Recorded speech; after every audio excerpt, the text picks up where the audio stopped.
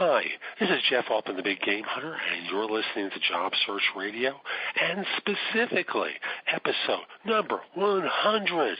Yay! Yay! Okay, I'll stop. It has been a wonderful ride, and I've been enjoying offering information and great advice from experts from around the world. And this show is no exception. My guest on it is the head of talent acquisition and sourcing for PwC Canada, talking about what companies look for when they hire. It is great advice, and he's a fun personality, and we had a great time. So hang in there with us, enjoy the show, and please, if you liked it, go to iTunes, give it 5 stars and a great review. I'd really appreciate it. It's going to help others discover the show. But in the meantime, listen and sing along.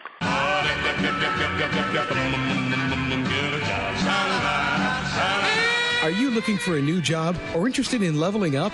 Job Search Radio is your go-to resource for insider tips on job hunting and growing your career. Here's your host, Jeff Altman. So my guest on this show is Samuel Morgenstein. Yay! Talent Acquisition Manager for the Consulting and Deals Practice of PwC Canada. Samuel, welcome to Job Search Radio. Great to have you on. Thanks, Jeff. It's good to be here. Terrific. So what's this? You're a sourcing guy from PwC Canada. What do they need sourcing people for? Yeah, good question. So maybe we should talk about what PwC does, because I think a lot of people have no clue. And when I talk to people and I say I work for PwC, they're like, oh, yeah, right, the accounting firm, which is actually probably a very small component of what PwC is. And in the 2.5 years that I've been with PwC, I haven't looked for one accounting person. So I work within, I know, it's funny, I work within the consulting and deals practice, and essentially PwC is in the business of business. They consult on whatever business needs are out there, whether it's mergers and acquisitions or debt advisory or restructuring, any permutation of what it takes to run business, PwC will consult on. So for instance, right now, I'm helping us build out a telecom practice of people who are going to help telecom companies transition to an online social media focused world.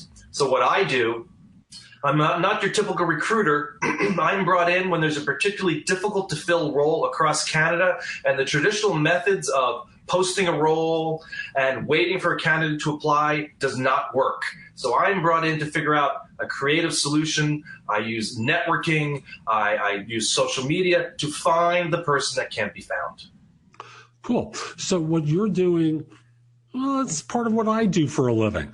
It's not like I'm posting ads on job boards or running ads in newspapers. You're out there trying to aggressively find the person through all means possible. That is correct. And I utilize networking both internally in the organization and externally as my prime method to find those people. Internally is interesting. So you're basically talking with people on staff saying, hey, you've worked in this space before. Who would you know who? Am I right? It's my prime belief that the answers to most hiring puzzles are within the company that needs that particular skill set. And so, yes, I do a lot of liaising internally just to find out, okay, who did you recently hire? Where did they go to school? Where do they hang out online? What LinkedIn groups do they belong to? And so it's one thing for a hiring manager to say to their team, hey, we need a couple people. Anybody know anything? It's different for me to approach each person individually, book a half hour and say, I know where you went to school. I know where you last worked. Let's talk about who you know. Interesting. And obviously it saves PwC Canada a lot of money for you to be doing this as opposed to paying someone like me to do it. Yes, exactly. That's why they love me. Of course they do. Of course they do. So when you're out there looking for someone, what are the qualities that you look for? How do you go about, well, you started to speak about how you go about finding them, and we'll talk about representative searches a little bit later, if that's okay. Sure. So in general, if someone either approaches me or I find someone, there's a couple general things I'm looking for. One, I'm looking for directly relevant experience. So in general, if just as an example, if somebody is, if you have a hiring manager at Pepsi, they want someone who works at Coke. That's just sort of an example. And it's the same thing at PwC.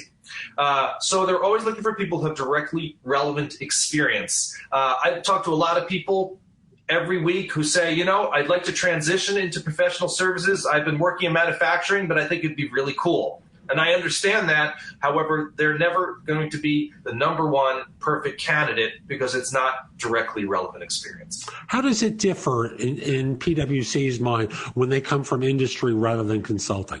So excellent question, Jeff, because this is a topic that comes up all the time. A lot of times I speak to people who on paper have all the technical specifications for that role, yet have never worked in a consulting environment.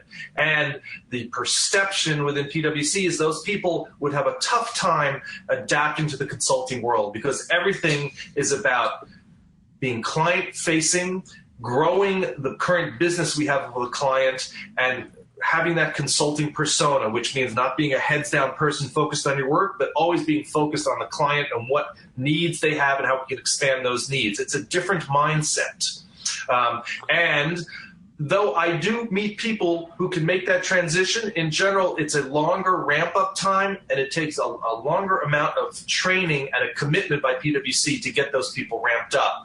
So it is rare for PwC to say, we're going to make that effort and that commitment to this person to get them ramped up. It's a great question. It's interesting. One of my clients once said to me, often these people are very good at what their current firm does. Yeah.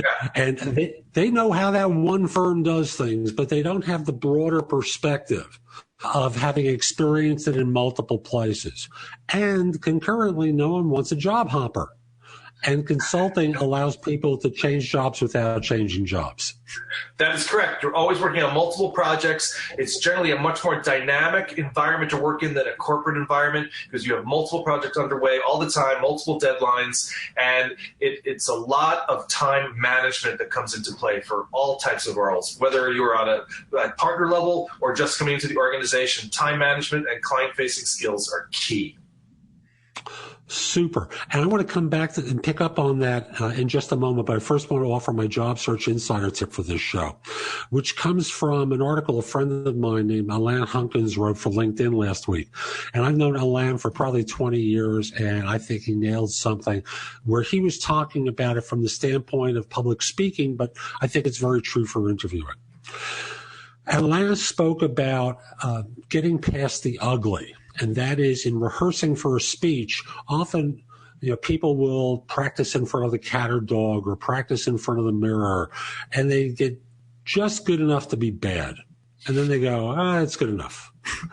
And they push it aside and they think it's good, and it isn't.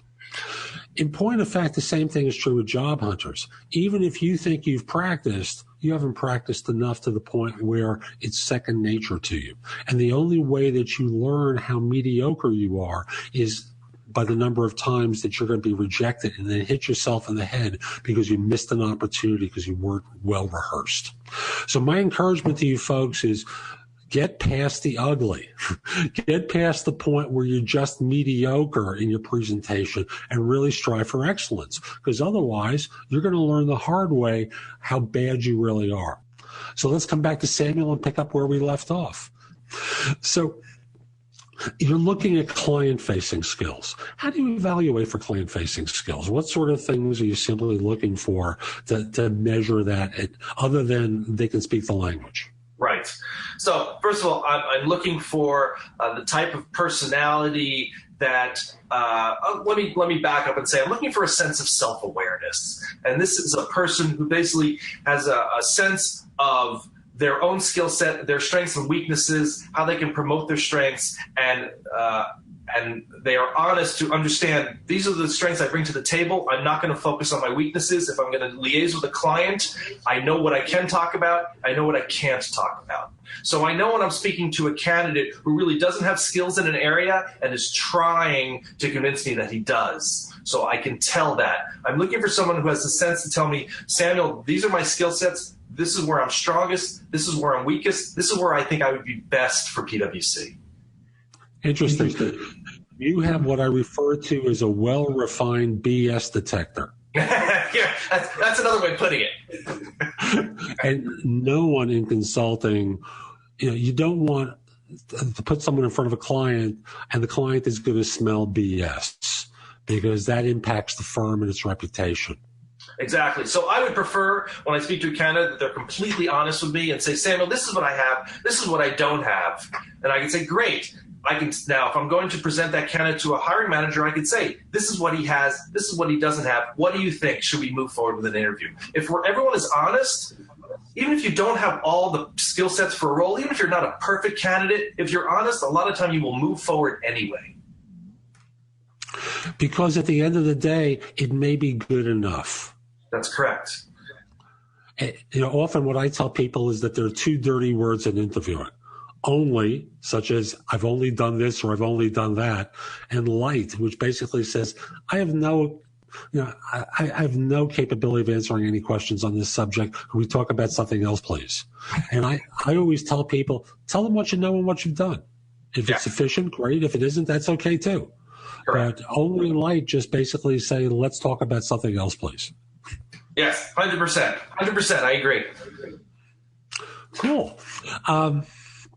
So you're starting to interview, and you talked about some of these soft skills that in your line of work aren't so soft. They're actually hard skills for your firm.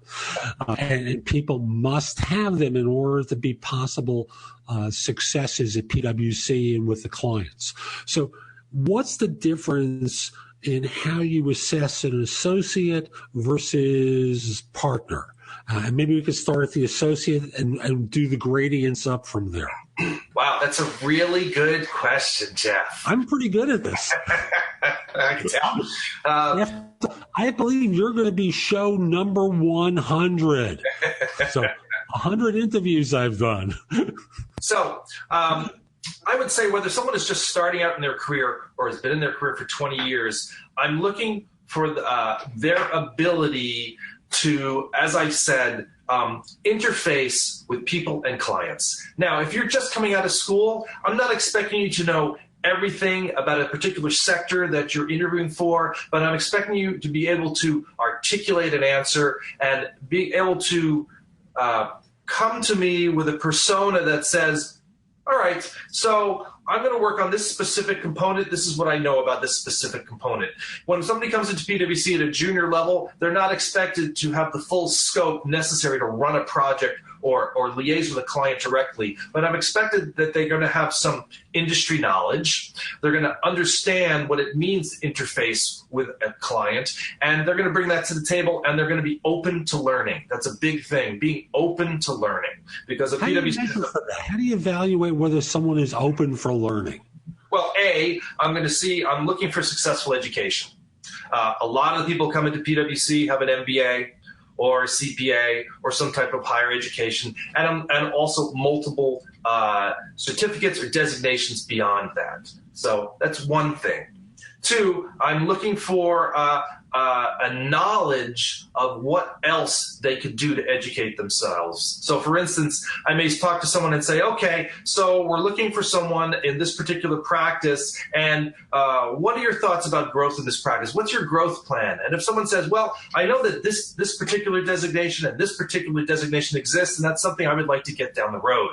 So I know there's an awareness of growth and an awareness of education. A lot of times I talk to people and I say, so this role requires this designation. You don't have it. We're thinking about getting it. And if they say to me, actually, I've never heard of that designation, then that's a flag to me that this person is not as aware of what's going on in that particular sector.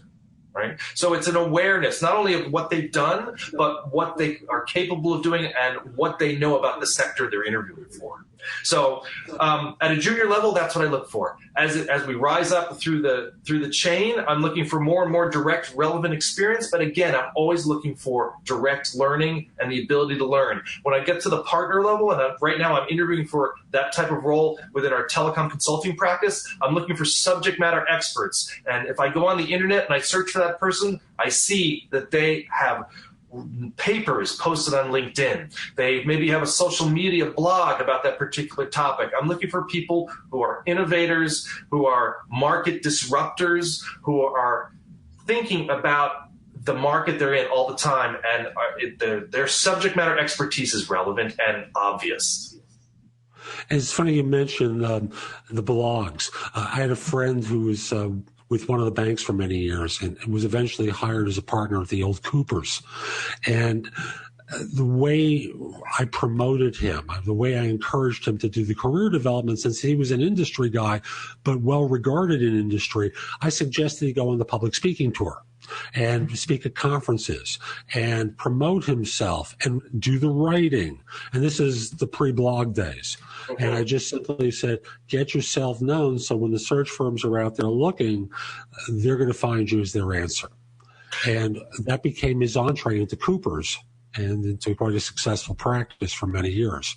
And I'll tell you, Jeff, it's a great point, because when I search for people who are going to be subject matter experts for me to headhunt, I look at conferences and find out who the leaders were and who the guest speakers were, and I go and target them, because I know are the people who are subject matter experts in their particular area.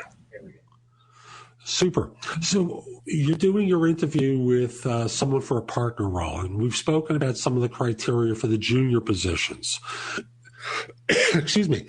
How do you evaluate the seniors, and again, subject matter expertise? So they're basically arriving with, in effect, their professional portfolio. That's already handled. So how are you what's going to cause you to reject these people since they're already arriving with huge credentials? Sure. So in general, first of all, an organization like PwC, if I'm working with someone at the senior level, I'm going to find out first who internally knows this person. Who knows of this person, right? I'm going to vet that person internally. Always, always, always, especially in a large company like PwC, I'm going to ask other partners, has anyone heard of this guy? Who might know this person? Who last worked at their company? And so we do some internal intelligence, always. So what you've done in the past, even if you're trying to hide from it, it will come back. So that's a prime way we do, prime method I use to evaluate people. Secondly, I try to evaluate what a person's short and long-term career goals are. Because in general, when someone's coming in at a partner level, a very senior level, we're looking for a long-term commitment. This person is going to be leading a practice. They are going to be growing that particular business. And so we're looking for long-term commitment. So a lot of times, for instance, I may have someone who's been a self-employed consultant for 20 years, and now they've decided, I'm going to slow down a bit. I'll take a permanent opportunity so I don't have to go out and find my own clients. PwC sounds good. That's not going to fly. Yes. Slow down at PwC, sure. Not going to fly. So I'm looking for someone who understands, they're looking for a long-term commitment, they've got a passion and drive to grow business, both internally and externally, and I'm also going to vet them through my own network. So let me use that example of the independent consultant who comes to PwC, but the goal isn't to slow down. The goal is to step up because they understand the engagements that they work on are good, but they'll have access to bigger, more substantial engagements through a PwC, because obviously PwC has enormous entree to opportunities throughout the world. How do you vet those people? Obviously, with the internal references like you met before, does anyone know him from a previous engagement? Or how was she on that previous engagement that you worked on? What else do you do to measure those people to see if by some miracle chance they are right for the organization? Right. So another way I measure that type of person is their ability to work with multiple teams and complex teams. Because generally, if a person has been an independent consultant for many years, they might have been, that lone cowboy coming in, saving the day, and leaving. But at PwC, no good. It doesn't necessarily work that way. In fact, PwC is a very complex matrix environment. You're going to be liaising with many different teams on projects that could last for a very long time. So I'm going to try to dive down, A, to determine if they've ever worked in that type of team group environment, and B, I'm going to find out if I can find anyone who knows them from when they worked in that environment. Because a lot of times I find at a senior level, it's a major adjustment for them to come in and say, okay, this is your client, but you're going to be liaising with this other 15 people to succeed, and we need to work together. So I need to determine if A, if they're open to that, B, do they have any experience with that, and C, can anyone verify that experience? You wouldn't hire them probably at a partner level. You might hire them at a step or two down. And thus compensation often comes into question because they may be used to the independent consulting rate of $150, $200 an hour. PwC isn't going to pay them $300,000 to $400,000 a year. They're going to price out in your organization $150, $175 on a base. And I'm thinking US dollars. I don't know what the currency might translate in your wage structure. Am I right about this, or am I missing? You're 100% correct. So compensation is definitely a factor, and it's an issue I talk about in my very first conversations with candidates. I don't like to waste anyone's time, and I say that to candidates. I say, let's talk about this right now to make sure I don't take you down a road you don't want to go down. So we talk about compensation. In general, the person who is a successful candidate is the one who says, I understand that PwC pays less. I'm coming into this environment, A, for the cachet of that name on my resume, and B, because I'm going to have access to the size and scope of projects I couldn't have access to before. So they come in and they understand they're working with a very high level of colleague, and they're working on very complex projects. If I see that attitude and the openness to that, then I understand we can have a conversation. But if the first and prime topic of our conversation is compensation, then I know that candidate is not going to fly. Right. Because money is not going to be the reason that they ultimately join. Right. It can't be. They're used to making much more. That's correct. And ultimately, that comes back to my issue of self-awareness. The self-aware candidate will already have done his research on what the compensation levels are at PwC, and he'll understand what he's getting involved with. Makes perfect sense. Hey, Samuel, I got to ask you one final question. What haven't I asked you about that my audience really needs to hear that I haven't asked you about up until this point? What last points would you like to share? I guess I would like to share, I want to talk about the concept of honesty, because I think this is huge. And even if you're starting out in your career or at your top levels of your career, honesty is what I look for. And if you have an honest, open conversation with that recruiter at the first level, you'll find that you're going to save a lot of pain down the road. So for instance, I mentioned that I talk about compensation usually in my first meeting with people, because it can clarify where someone's at with their head, where they want to go, and whether we're going to have a short-term relationship or a long-term relationship. I'm always open to long-term relationships.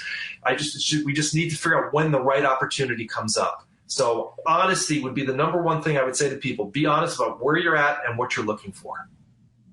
Thank you. And on the compensation question, I have to ask the follow-up here. A lot of candidates get the advice, don't talk money. Don't tell them how much you're making. Don't say anything about your money because you may be undervaluing yourself. How do you respond to that? So there's a way to be honest and also leave some flexibility. So, and I always say to people, I say, look, I'm not setting this in stone. I just want to make sure you and I are on the right path. Give me a range. Or just tell me what you earned at your last role. Or tell me what you earned at the role before that. I'll get a sense of where you're at. But I'll tell you, I found it very interesting because I've been doing this for a number of years. The people at the very top of the chain, they never have an issue with compensation. They say, Samuel, I was earning this is pay, this is my bonus, this is my car, this is my vacation. They tell me everything right up the top. It's always people who are beginning or mid-management who feel that they can't tell me exactly what's going on. But in fact, if you do tell me exactly what's going on, I can go to bat for you to get you the best package possible. Thank you. Hey, Samuel, thanks for making time today. How can people reach out to you, find out more about what you do, find out more about PwC Canada? So first of all, I'm happy to talk to anyone and everyone because, like I said, I'm always interested in long-term relationships. So you never know what's going to happen now or in the future.